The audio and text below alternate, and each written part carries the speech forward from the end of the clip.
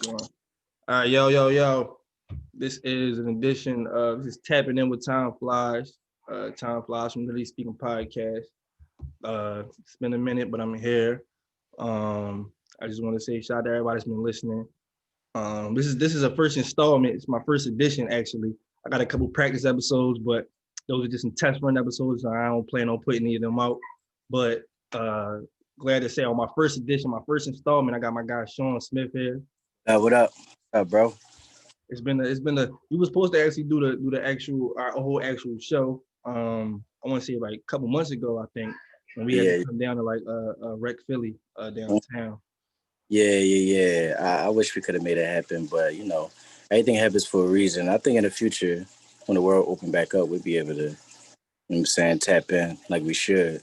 Yeah. The whole COVID restriction stuff, bro. It been throwing everything off, bro. We had this year was supposed to be a different type of year, starting back in January. Yo, you couldn't tell me 2020 wasn't the year of vision. You know, in a way, it still kind of is, I guess. You know what I'm saying? No, it definitely is. It has some ups and downs. Like the more mad at it I am, it's like the more grateful I am for the year. Like, cause it definitely had me tap into a whole different zone. It had me just finding different ways and new ways, and just had me just unlocking a new level of creative, like in my own head. So I'm definitely appreciative of this year, but I'm not even gonna lie. Yeah. It's a lot you could have learned this year. You feel me? Yeah.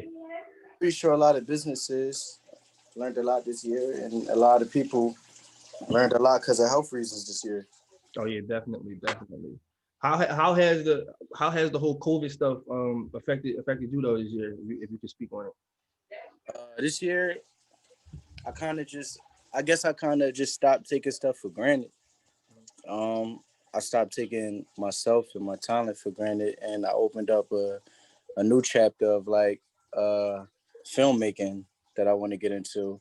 So creative side has been like not been in my element, but as far as the world, I think it was such a negative aura and just an impact on a lot of us this year. It was kind of hard to stay motivated creatively, right?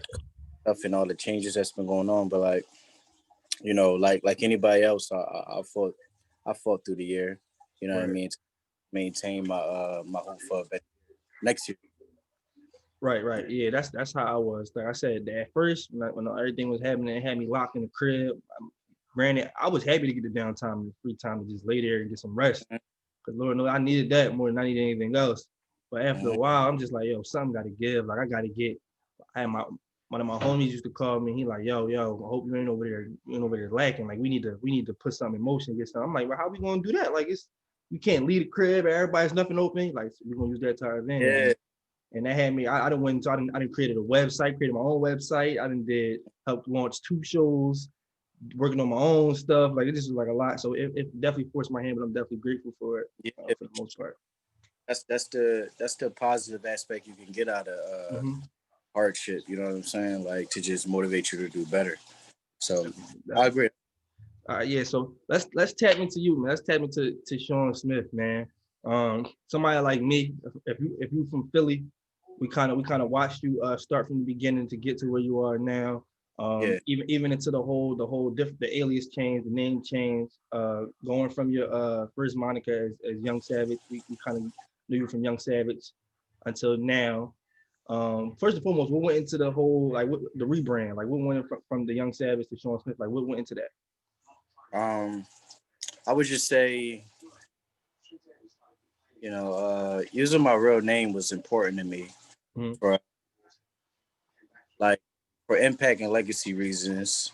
You know what I mean? Like, I feel like placing the name Savage on myself didn't represent what I was trying to do in the future. Right.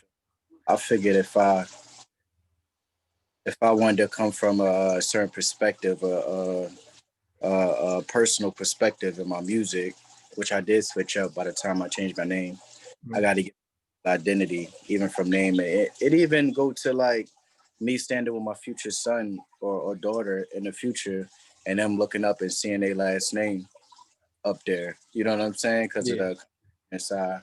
and the things I created for their life. You know what I mean? It's kind of like hustling for your last name, like, you know. So I wanted to just make my mark on the world with exactly who I am, and not something that back in the day I thought I created. You feel me? Mm-hmm. No, well, for the people like me, we definitely still Yeah. we knew you from you was still the same beast, different name, but it's still the same beast. I kind of feel like Yeah. when I first, I'm not gonna say rediscovered, but it was a time where I was like, you wake up and you was like, yo, such and such was so crazy, and it's like, well, damn, yo, what happened to such and such? Like I had a lot of Mhm. that happening and stuff, and the whole time it was like a rebrand, kind of like the same with the Tierra Whack situation. A lot of times people were saying, oh, Tierra Whack, Tierra Whack, Tierra Whack, and I didn't notice the whole time she was actually Dizzle, This right? was this. Yeah, and like Yeah. from Philly people don't really, people that's outside of Philly don't really know that. But I'm like, well, damn, I never knew she changed her name. So it kind of was like the same thing with you. And then when I kind of got put back on to, I'm like, oh, it's still rapping the same, still hard, still going crazy. So I'm like, all right, I kind of understand it, but I definitely just want to ask you about like what went into the name change. Um, Yeah, for because sure. because Yeah. early on, it was kind of like, we seen you heavy at they used to have a cipher, the Sneaker Yeah. Village Yeah. ciphers. Time like Young Savage was his own like nice time that I don't run from or regret. You feel me? Right. Like it was a time that everybody connected to. When I run into people now, they be like, "Yo, in middle school, I was listening to you," and I made that. I probably was like coming out of like middle school or something like that. Yeah, I started rapping mad young, so we all had a moment that we was living together. Mm-hmm. Me, you know what I mean? I got to like watch it and you know, it was a good time. Right. Growing up, changing my entity, but like being exactly who I am, it tied in on the business aspect too. So I think who I am now is more on top of his business and like just more so controlling my whole situation. You feel me? Right. Right. Now speaking of that, how did you find the lane to rap? Like what made you? How did you know that rap was like your calling? Like music was your calling? Like what made you get into it and just decide to start rapping? Um, what made me start rapping was my big brother used to rap. My big brother, he used to rap. He used to stay in the basement, and I used to just want to be around him all the time. So I kind of started writing raps to kind of impress him. But I remember he brought home this Kanye West mixtape. This was like right before. This was like the college dropout mixtape. Mm-hmm. You know what I mean? And I played that. I was looking. I remember looking at the picture. I'm like, this nigga wearing a polo. Right. Right. Definitely like different. Yeah, where 50 Cent was like gangster rap was, you know what I'm saying? And he was coming from a soulful perspective. And I feel like I could really relate to it. And the Through the Wire video used to come on the TV. I used to Yeah. like, damn, I think I want to rap. I started writing my own like little first raps and everything. And Mhm. that's how I started. You feel me? After that, like, um, it was kind of just like destiny because certain events lined up. Like, it was too perfect for a human to curate. Like, it was Mhm. kind of timing for a lot of things. So that's what kind of, let me know that I was meant to do this. Right. Right. Right. So Sure. starting out. Wait, when did you know that you was different though from everybody else? Because it was kind Uh, of like the rappers, like people was rapping, like rap, but then it was like this guy rapping. It was like, oh, no, he not like the rest of them.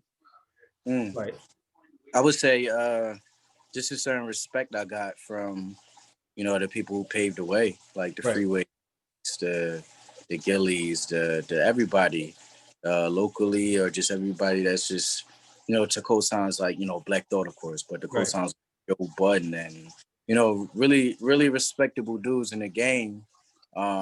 Even early on, because that was kind of later, but even early on, I was fortunate enough to have a lot of respect and to respect a lot of gatekeepers in Philly. And, I always like my writing process as far as like grabbing ears is it can get like real like scientific sometimes. Like the way I put together bars, I just know certain words that trigger audiences and a Mhm. certain when I say shit, it'll make crowds go crazy. And that's what I needed at the time. Because if it's a cipher, you gotta remember me. Yeah, right, right. I use the punchlines as a way to always be remembered. You know what I'm saying? And it worked. Yeah, nah, bro. I remember watching them joints. Back that was like the really on the YouTube days when we would go in there and we would run home and Sneaker Villa put a new cipher up and Nick Quilly and Young Savage and Lee Mason. And and we would tap in and then just check them, and then keep going back and listening to it, like, you know, these people next up in the city, like, so you kind of always had my support, even from the beginning. And I would tell my co-hosts and them all the time, because they from here. One of my co-hosts actually from Baltimore, so he know of you as Shawn Smith. He didn't really know you prior. He didn't know the prior to that. That's interesting. I would like to know what it's like for a person who just knows Shawn Smith and ever Young Savage. It's like, well, y'all talking about Young Savage. Once he dig up all that old shit, they're gonna be like, wow, that's crazy. Yeah, I was telling him, I'm like, bro, yo, you ain't listening to none of the old stuff. He like, old stuff. He like, no, I might change his name. He ain't used to run by his name. Run into a lot of people who just know Shawn Smith, and don't know Savage. So yeah, I think that's kind of what we set out to do. Obviously, like we want to create a new experience, and it's working. That's what's up. For sure. But it's just like people like me that kind of knew it. We appreciate the story more, because we seen you, we seen where you come from. You know what I'm saying? So you get to this point in your career. And that's kind of like, yeah, I'm down. Yeah, tell him to come through. I'm like, I already got the questions. I already know what I want to ask him. Let's get it done. So definitely.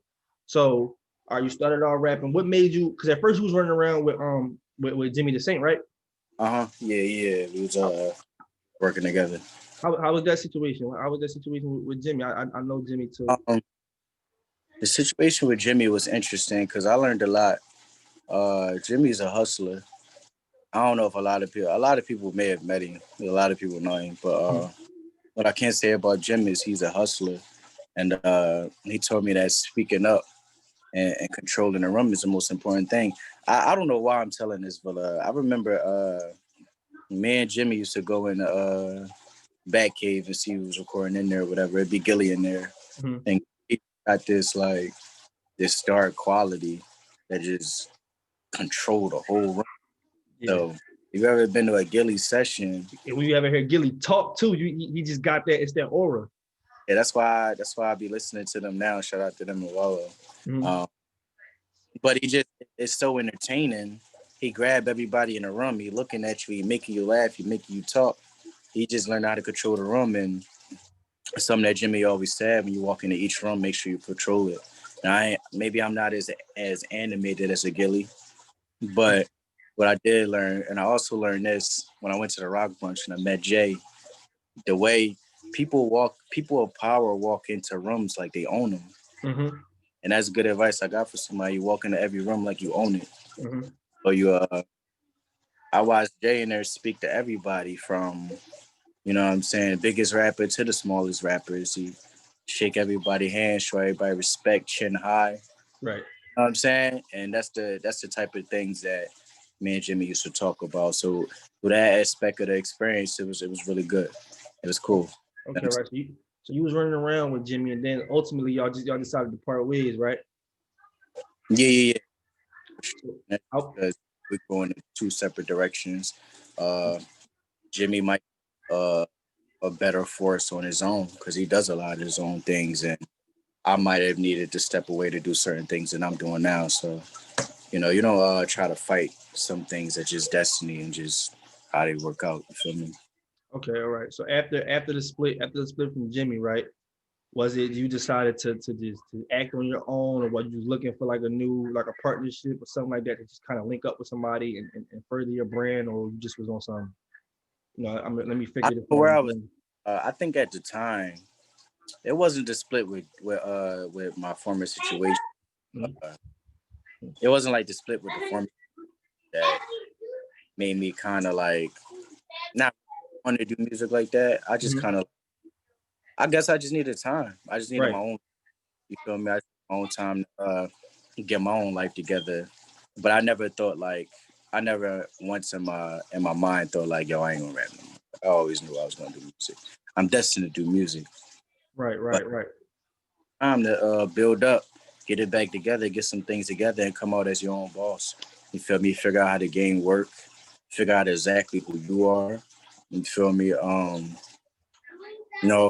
Every aspect. You got a lot of personal shit going on that you got to grow from and learn, especially around those ages, early 20s. Yeah, definitely. Still figuring out a bunch of shit. Yeah, exactly. So you got to go through all that, and I took the proper time I needed instead of trying to fake in front of the world. I just took my own time. And I feel like myself, like, because I feel like I'm that dope at what I do. It Uh-huh. don't matter who I come out as. Whatever I'm doing is going to be next level always. And I showed them that with Sink or Swim. And I'm just keep continuing to just, show people how far I could take it. And that's always been my motto. Feel me? Yeah, I'm gonna get back to seeing this one too But, in that Heaven record. yeah. But all right, so coming out on your own, how was the do you ever feel like, I'm gonna ask you a local question. Do you ever feel like you had the natural like support from the city of Philadelphia? Like, or were you ever looking to garner that support from the city of Philadelphia? Like, cause it's a lot of times the people, we get the like the Uzis and the Tierras and they hair, but when we see them kind of get to the next level, it wasn't the same as like a Meek, where as though we watched him and he stayed here and his foundation was here. It's kind of like they went elsewhere, got that, and then blew up and then kind of came back, and we kind of acknowledged them like, oh, they from the city. Do you ever feel like you had a natural support from the city of Philadelphia? First of all, I think all of these success stories, I'm sorry, are stories. No matter which way like it happened for them, they beautiful stories. Ultimately provided them a chance to do what they love at a great scale and to be able to, like do everything they dream of. So it's beautiful however it happened. There's no codes on how to do it or how to, if niggas is like, yo, get it from the city or move out. It happens different from everybody. It's kind of like it's like an ordained thing. It's like destiny. Back to that. It's just if it's meant to happen, it'll happen in the way that God will create, unique to whatever your grind is, whatever your life is like. So as far as support in Philly, I've always gotten support in Philly. Like I love Philly. Philly always supported me. Of course, you got people who don't like you. I can't really charge that to the city hating on me. You know what I'm saying? Like I remember when a time where Cosmic Kev wasn't really fond of like he didn't really think I was hot. You know what I'm saying? Until I got a chance to come up, show and rap for him, and like a man, he said he respected, and you know what I'm saying? Right. Can't really charge that to Kev don't rock with me or the city ain't. You know what I'm saying? I don't know what other people do. I do understand that the support level is kind of hindered because of the whole Dickian thing or people not wanting to, or it's a lot of personal stuff going on between a lot of artists in the city. But from my standpoint of what I've seen, like if people rock with you, they'll support it. Like I've had people come to my shows. It'd be wild for me to say like, yo, Philly ain't support me when I had mad people come onto my shows, regardless if they thought like, oh, I don't want to go because like, oh, that's Dickian or whatever. The people who did show up, I think it's time to start acknowledging the love that is in Philly, because we did watch a little Uzi blow up, and Philly always Uzi from where I can remember. You know what I'm saying? So you just got to get out, you live it. I don't think people should worry too much about, oh, the city not support this. Like my mindset has always been be undeniable. You almost where niggas who you feel like maybe hating, the niggas can't even deny it. Like this shit is too on fire. And that's how Meek was. That's how Era was. That's how Uzi was. You know what I mean? That's how we all aspire to be. You just got to be undeniable. Right. Standpoint, you feel me? Right. That's one thing you said that you can't deny it, and the whole Dickie and all that stuff. You kind of know that's the term, and how we are. If you're from Philly, you kind of get it. But I kind of feel like we move into a space to where as though we kind of shedding that. As far as the people that's in position to actually do stuff here in the city of Philadelphia and build a foundation, we kind of shedding that mentality. That's one of the things I will praise about the clubhouse that we were talking about earlier before they started. That act brought together a lot of, I know of a lot of people, I know of a lot of y'all. We might not know each other directly, but just me knowing of y'all, the act just kind of bridged the gap and brought people together and kind of show how we like-minded and think the same, and that's kind of how everybody's now building this relationship. And now we on there having conversations for talking about, oh, let's get together and get a venue, or let's start this and let's do that with each other, and yada yada yada. And that's just something that everybody's always wanted to happen, but it's just like, how can we get everybody in this one room and actually sit down and talk about starting it. And that's something I've really been waiting on, because I'm one of the type of people that I've always been like that. Like I tell people all the time, like a lot of people don't know with the whole $1 million worth of game situation with Gilly and Wallow. I tell people all the time, because I come on here my podcast, and my job is to give my opinion unbiased regarding how I feel about a situation. And I do that regardless of relationships. Not to disrespect anybody, but just my opinion, something I would call somebody and tell them to their face. So a lot of times I come on here, I gotta talk about people I don't really want to talk about, in situations I don't really want to talk about either, but I have to give my opinion. A lot of people be like, well, damn, man, you're not really rocking with Gilly. You said to say this about Gilly or da-da-da. I'm like, listen, it's all love. Gilly was the first celebrity to come actually sit down with me and do my podcast early on. I was only 10 episodes in. So it's always gonna be love there. And the same with Wallow. I'm like, man, me and Wallow all the time used to run into each other backstage when he first came out, and he was early on doing his thing. And even the whole podcast aspect, I told him about the whole podcast thing, and he took that and he went up another level. And he kind of came back and he showed me that same appreciation. We talk all the time, and he's like, "Yo, man, listen, you was the first person I seen running around here doing this podcast thing years ago before it was a lane for it. So we definitely, your flowers is there, but just to see like that's the type of thing, that's the type of rooms I want to be in with these people, and we just acknowledge each other and just celebrate each other more. So that's kind of the type of wave that I'm on right now. And it's good to see that everybody else is. And I definitely commend you, because a lot of people are not willing to be any type of spark or to give anybody any insight, like, yo, go try this. You feel me? Like, so definitely commend you for that, because I think we do need a lot more of that in the city. Exactly. You know what I mean? But that's probably, and I don't know what it's like in other cities, but I mean that could be spreaded anywhere. You know what I mean? I'm pretty anywhere need that. So just period. You know what I'm saying? For sure, bro. So talk about okay, so I'm listening to the Joe Budden podcast one day. I'm a daily. A lot of people, that's like kind of like my inspiration. Those three guys, especially Joe. And even now, I know Maul. Maul, that's my guy too. I know Savon too. I'm listening to there one day, and I heard him talking about you. I heard him talking about you when they played a record, the Heaven record, and I kind of heard the cosign. And when they first got back to you, how did you feel about that? Hearing that them praising you on a podcast that's as big as his platform is. And that was dope. I'm trying to take myself back to like 2017 or 2018 or something when that happened. I know that I can say I was very appreciative. Like, you know what I'm saying? I didn't even think they'd play it, but they did. And I kind of just, it's kind of weird, like when you set out for these certain things to happen. Like I created that song for these certain, like for it to get its best recognition. You know what I mean? So when it did get picked up at a platform like that, I felt blessed, and I felt like ultimately I felt close to the God's word, because when I was making the song, he said like this, you know what I mean? And I wouldn't even made it without my man T. He had gave me that beat, and my man Logic had made it. But yeah, it was dope. Maul is my guy, Roy is my guy, Joe is my guy. Even after he invited me out of his crib multiple times, and we sit, we chop it up, he give me advice, and I listen. You feel me? And just keep building. So definitely respected it. Yeah, my first time hearing that, I'm like, yo, this. I'm like, about time, man, about time. Because this is the type of song that need that, it garnered that type of attention, bro. It garnered that type of recognition.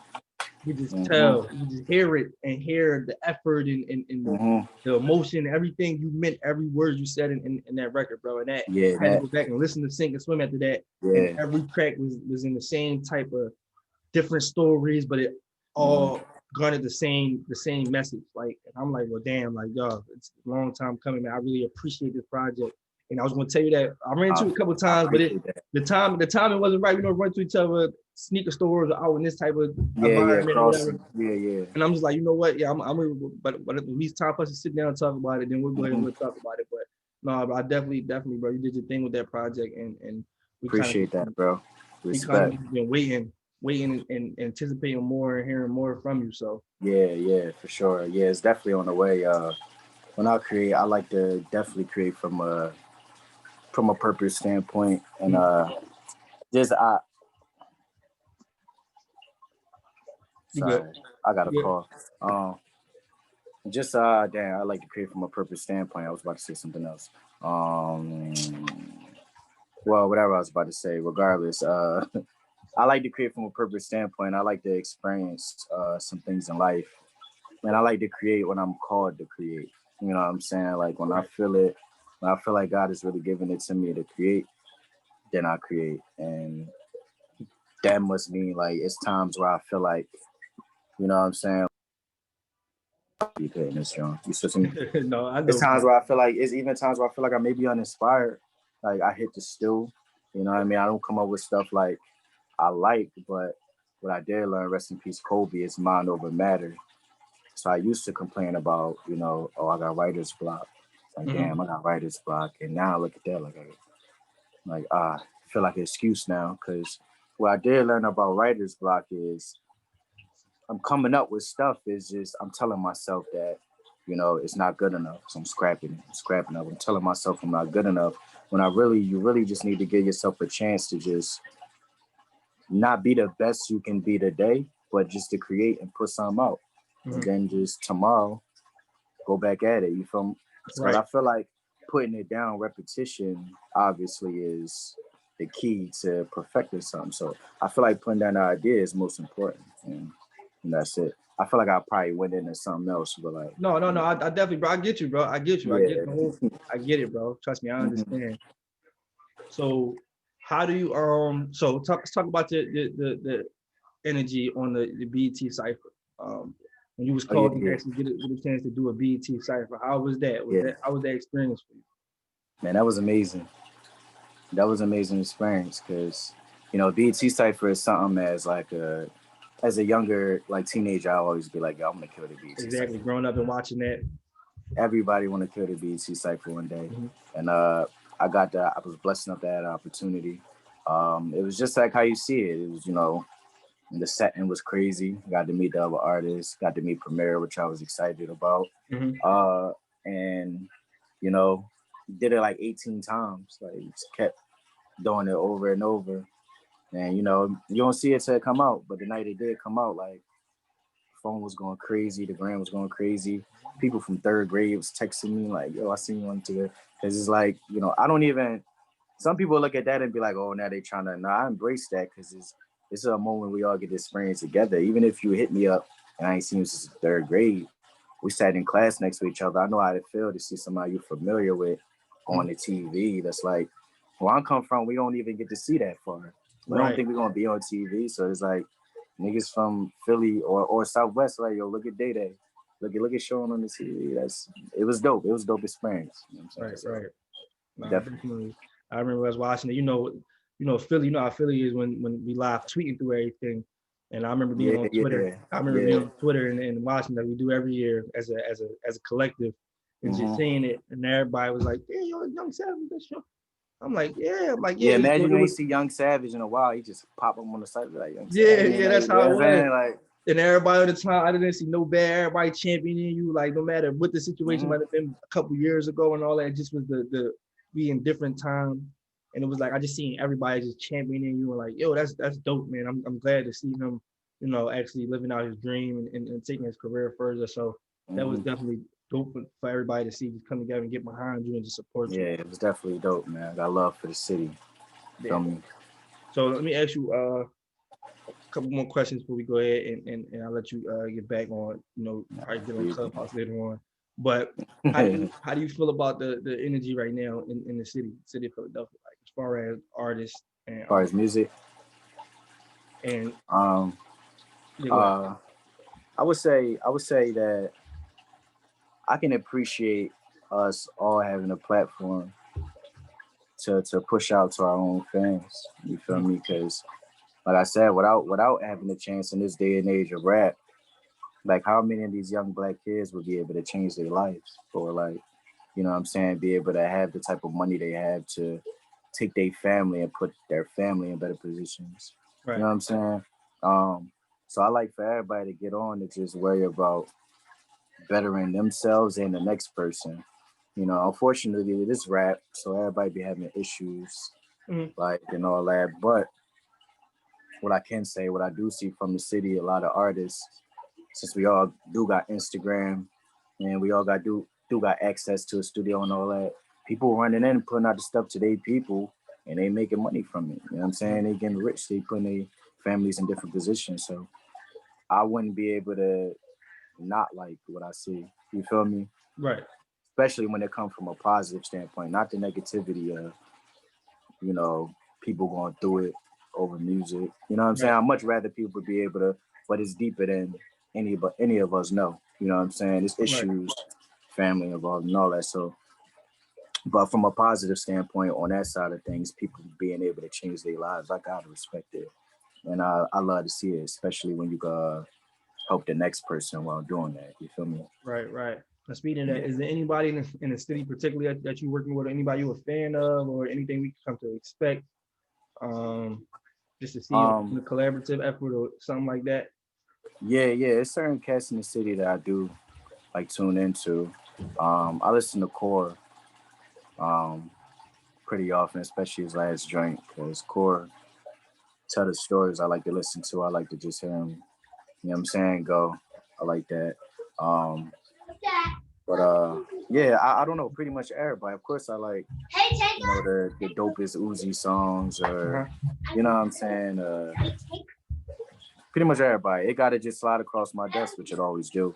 Or I'll go look for it. You know what I'm saying, without naming. But yeah, it's definitely it's more so underground guys too, also that I listen to that a lot of people may not don't know about. That's my homies, like my man the Dreamer.